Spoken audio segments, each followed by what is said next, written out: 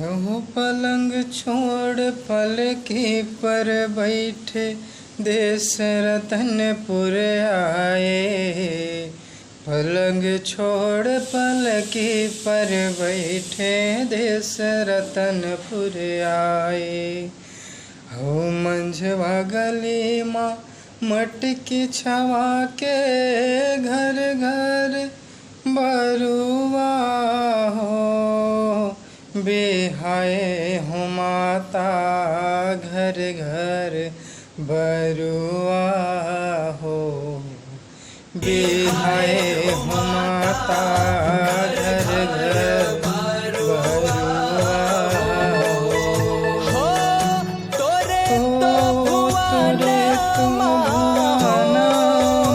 अन लिखाओ माता दियना जलत हे नाथ।